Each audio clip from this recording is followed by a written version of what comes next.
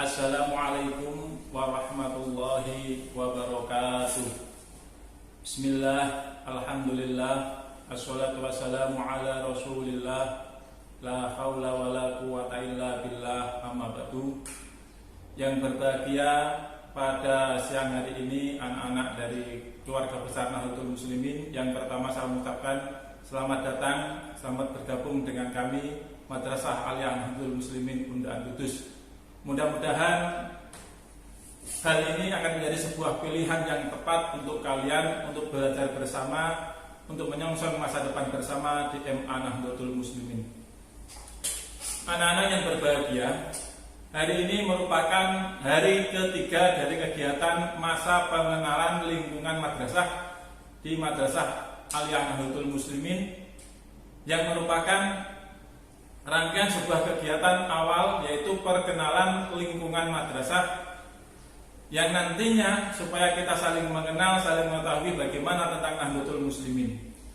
Seperti yang telah diungkapkan pada materi yang pertama tentang ukhuwah Islamiyah, tentang ukhuwah basariyah, dan sekarang kita akan membahas tentang materi pola berpikir kritis. Apa itu yang dikatakan dengan berpikir kritis? Ketika kita mendengar tentang berpikir kritis, terlintas dalam benak dan pikiran kita pasti akan muncul kata-kata yang namanya kritik. Padahal antara kritik dan kritis itu adalah suatu dua hal yang berbeda. Kritik itu adalah sebuah kegiatan mengukur, menemukan, menemukan kekurangan pola pikir orang lain. Sementara berpikir kritis itu adalah kegiatan secara sistematis untuk melakukan analisis dan kemudian menemukan sebuah pemikiran baru yang bertujuan untuk mempengaruhi orang lain dalam hal berpendapat atau berargumen. Kritik dan kritis sangatlah berbeda jauh dari pengertian tadi yang saya ungkapkan. Nah, berpikiran kritis merupakan salah satu seni pola berpikir. Nah, seperti otot. Otak dan otot itu memiliki satu kesamaan. Apa itu? Otak dan otot akan menjadi kuat ketika kita lakukan sebuah pelatihan. Otot akan menjadi kuat kalau kita melakukan pelatihan otot, dan otak pun akan menjadi kuat untuk melakukan analisis ketika kita melakukan pelatihan otak juga. Nah, hasil pelatihan itulah yang disebut dengan pola nalar berpikir kritis. Anak-anak yang berbahagia, dalam hal berpikir kritis itu ada 3 hal yang menjadi pijakan awalnya. Yang nomor 1 hasil analisis, nomor 2 argumen, yang nomor 3 penalaran. Hasil analisis itu ditemukan dari sebuah proses. Proses itu sesuatu yang memerlukan waktu yang lumayan panjang. Tidak ada yang namanya proses dihasilkan dari sesuatu yang bersifat pendek. Akan tetapi proses itu dari sebuah perjalanan panjang, dari tahap ke tahap, dan selanjutnya sampai menemukan hasil yang ingin dicapai. Kemudian argumen. Argumen itu berbeda dengan pendapat. Pendapat itu tidak melalui sebuah proses yang namanya premis 1, premis 2, dan premis ketiga. Akan tetapi kalau argumen itu harus melalui sebuah proses, premis 1, premis 2, premis 3. Misal contohnya begini. Akar dari sebuah terorisme adalah minimnya pengetahuan, minimnya pendidikan bagi kalangan masyarakat menengah ke bawah. Nah, itu bisa dikatakan sebagai sebuah argumen karena ada premis rendahnya pendidikan, ada premis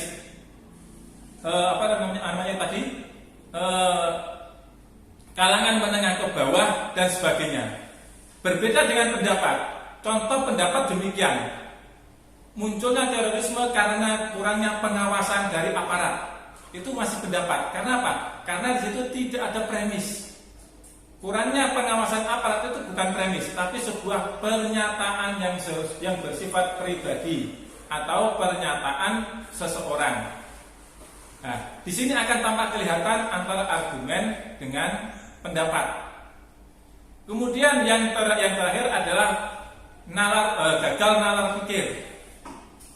Gagal nalar pikir itu artinya adalah ketika kita mencoba memahami sebuah pernyataan-pernyataan, dan di situ kemudian kita harus bisa menemukan inti dari pernyataan itu atau yang disebut dengan konteks. Konteks itu harus kita temukan dengan baik, dengan jelas. Nah, kalau kita memahami sebuah pernyataan itu tanpa ada konteks, artinya kita akan mengalami yang namanya gagal logika. Contohnya misalnya demikian, ya. Masyarakat Kabupaten Kudus dari berbagai kalangan sekarang mengalami ancaman pandemi COVID-19. Nah, kalau kita tidak bisa menemukan apa yang menjadi titik konteks dari pembahasan itu namanya orang yang gagal paham. Dalam kalimat itu jelas kita temukan konteksnya itu apa. Masyarakat mengalami kecemasan. Nah, itu yang namanya dengan berpikir kritis. Jadi kita mampu menemukan satu, analisis, dua, ada argumen, tiga, ada yang namanya kita bisa mampu menghindari gagal logika. Kemudian, apakah dalam berpikir kritis itu diperlukan kritik dalam hal ini? Ternyata orang yang memiliki jiwa pengkritik juga bisa memiliki berpikiran kritis. Ya.